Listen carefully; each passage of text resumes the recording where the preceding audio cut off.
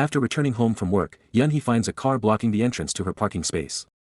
Since the vehicle is parked carelessly, she struggles to get in.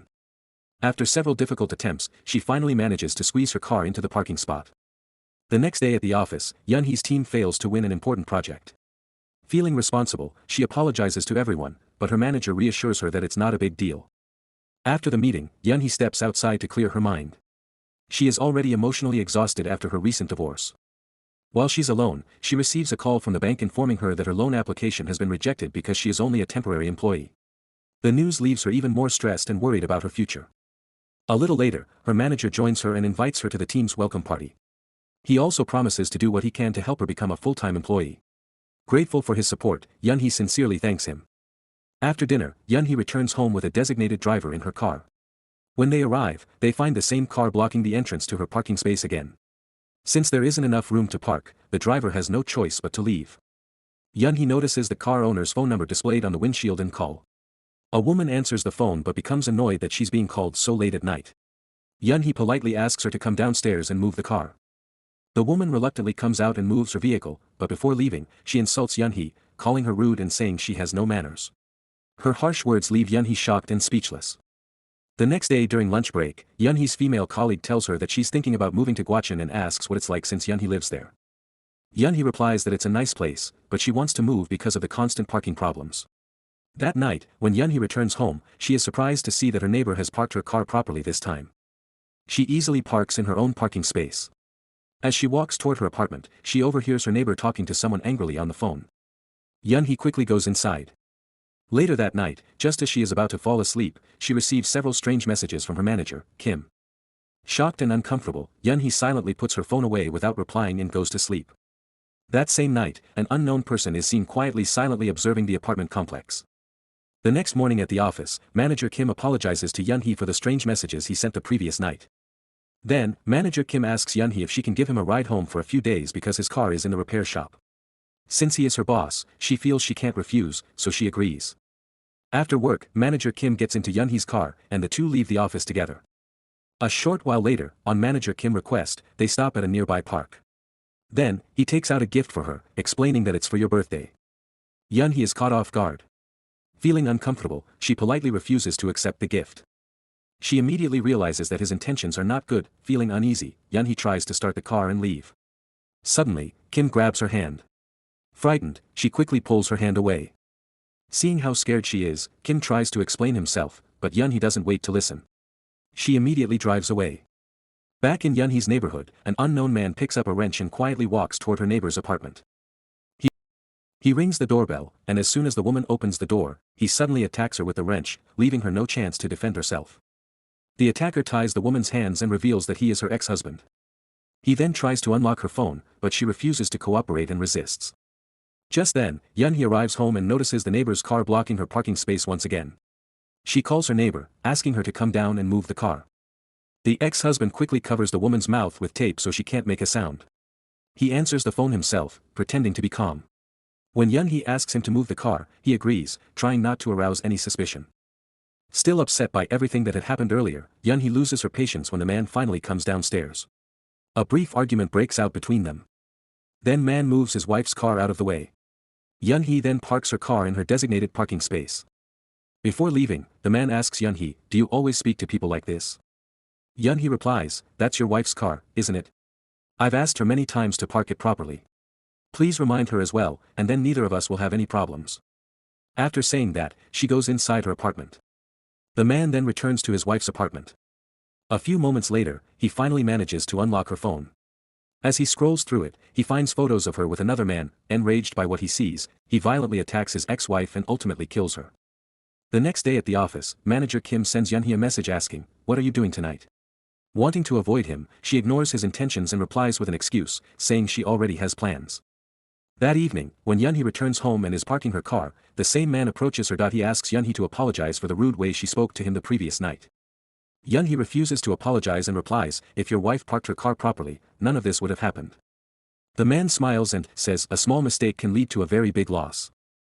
Yeon-hee doesn't understand what he really means and simply walks away. After reaching her apartment, she receives a call from her mother. While talking on the phone, she walks toward the window. As she looks outside, she is shocked to see the same man standing directly below her window, staring up at her. Terrified, Yeon-hee quickly closes the curtains. A few moments later, she carefully looks outside again, but the man has already disappeared. The next day, Yeon-hee's female colleague calls and asks her for a favor. Since it's the weekend and the office is almost empty, Yeon-hee goes in to finish the work. After completing it, she calls her colleague, who thanks her sincerely for the help. She then reveals, actually, Manager Kim told me to ask you for this favor. Hearing that, Yeon-hee is shocked and immediately ends the call. Just then, Manager Kim suddenly places his hand on her shoulder, startling her. He asks if she would like to have dinner with him, but Yeon-hee quickly makes an excuse, saying she has a family gathering and can't go. She immediately leaves the office. As soon as she gets into her car and starts the engine, Manager Kim suddenly appears in front of her and stops her from driving away. Frightened, Yeon-hee somehow manages to get away and drives off. He desperately keeps calling out her name from behind. Unbeknownst to either of them, the mysterious man has been secretly watching the entire incident from a distance. When Yeon-hee arrives home, she is shocked to find that Manager Kim is already outside her apartment building. He is clearly drunk. Afraid of being seen, she quietly parks her car nearby and hides, watching him from a distance. While waiting outside, Manager Kim calls Yeon-hee. When she answers, he aggressively says, "You told me you respected me." Yeon-hee calmly replies, "I meant that in a professional way." Ignoring her response, Kim continues, "Everything I have is yours. I just want to be closer to you." She then asks, "Why did you come to my house?" Kim realizes she is watching him. Startled, Yeon-hee immediately hangs up the phone. Just then, the mysterious man approaches Manager Kim and asks, "Are you here to meet Yeon-hee?" Mistaking him for one of Yeon-hee's relatives, Kim politely introduces himself. The man then says, "Yeon-hee isn't here. Let's go somewhere quiet and talk." Without suspecting anything, Manager Kim agrees and goes with him. The two drive to a secluded wooded area, where they stand smoking. The man suddenly asks, "Are you married?" Kim admits that he is, but arrogantly replies, "Yes, but I'll make sure my family never finds out about my relationship with Yeon-hee. I'll give her everything she wants." Manager Kim asks the man what he does for a living. The man calmly replies, "I'm a cleaner." Without warning, he suddenly attacks Kim with a metal rod. Before Kim can recover, the man loops a wire around his neck and tightens it. Because Kim is heavily intoxicated, he is unable to fight back or escape. As he struggles, the attacker coldly says, "It's because of men like you that women become arrogant." Moments later, he kills Manager Kim. Meanwhile, Yeon-hee has fallen asleep inside her parked car while hiding nearby. When she wakes up, she looks around and realizes Manager Kim is nowhere to be seen. Believing he has finally left, she breathes a sigh of relief and goes home. The next day, the office meeting is cancelled because Manager Kim doesn't show up for work, and his phone is switched off. During the day, one of Yeon-hee's colleagues asks about him. Since everyone had noticed that Manager Kim had been leaving work with Yeon-hee from few days, people had started talking. Yeon-hee explains that Kim's car was being repaired, so he had simply asked her for a ride home.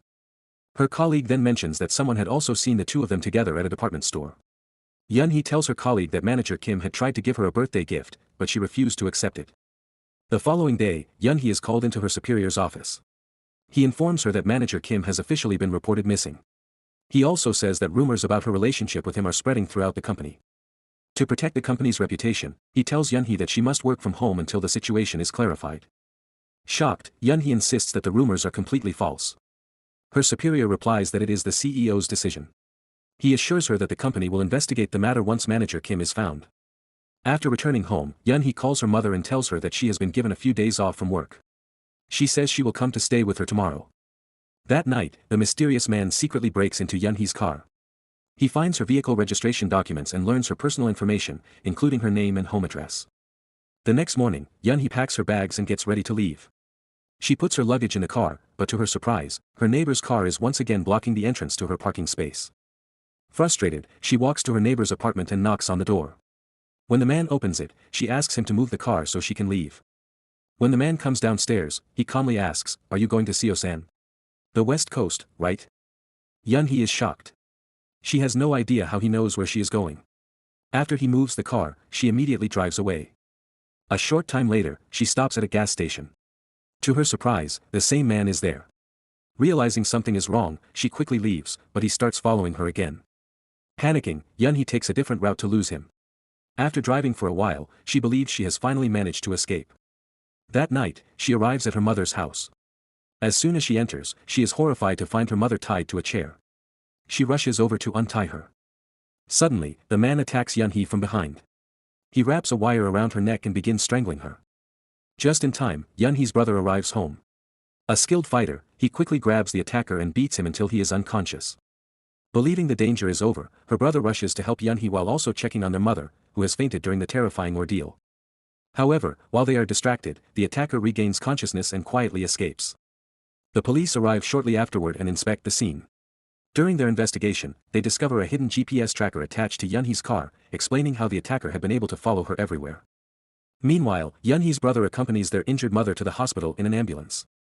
A few days later, after things have settled down, Yeon-hee returns to her apartment with her brother to collect the rest of her belongings. Just as they arrive, two detectives also show up to continue investigating the case. They reveal that the main suspect is Lee Ho-jun and show her his photograph. Yeon-hee immediately recognizes him as the man who had been harassing and following her. The detectives also tell her that Lee Ho-jun's wife, Jong Mal-sik, has gone missing, and they believe he most likely murdered her as well. Her abandoned car was found near a mountain. Inside the vehicle, police also discovered the phone of another missing person, manager Kim Hae-cheol. Hearing this, Yeon-hee is deeply shocked. The detectives reassure her, saying, "Don't worry. We'll arrest him soon." After the meeting, Yeon-hee goes to her office with her brother to resign from her job. She collects her remaining belongings and asks her brother to put them in the trunk of the car. While her brother is loading the luggage, Lee Ho-jun suddenly appears from behind and stuns him with an electric shock device. He then uses the same device on Yeon-hee, knocking her unconscious before tying both of them up. Lee Ho-jun takes the brother and sister deep into a forest. There, he starts digging a large pit. After a while, Yeon-hee regains consciousness, but her brother is still unconscious. Once the pit is finished, Lee Ho-jun removes the tape from Yeon-hee's mouth. She desperately asks him, "Why are you doing all this?" At that moment, another car stops nearby because Yeon-hee's car is blocking the road. The driver gets out with a flashlight and walks into the forest, calling out for the car's owner.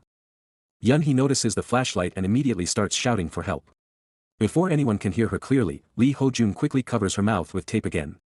Moments later, the driver reaches the scene and sees everything in the flashlight's beam. Lee Ho-jun leaves Yeon-hee and attacks the driver, brutally beating him. Taking advantage of the distraction, Yeon-hee manages to free herself. She grabs a metal rod and strikes Lee Ho-jun from behind, knocking him unconscious for a moment. She urges the driver to call the police. However, just as he is about to make the call, Lee Ho-jun gets back up and attacks again. He throws Yeon-hee into the pit and shoves dirt into her mouth, trying to bury her alive. He then turns back and continues attacking the driver. This time, Yeon-hee gathers all her remaining strength. She climbs out of the pit, picks up the metal rod once again, and hits Lee Ho-jun from behind with full force. The blow sends him falling into the pit, where he is seriously injured. A short time later, the police arrive at the scene. They rescue Yeon-hee, her brother, and the injured driver, then arrest Lee Ho-jun. With the killer finally in custody and the victim safe, the movie comes to an end.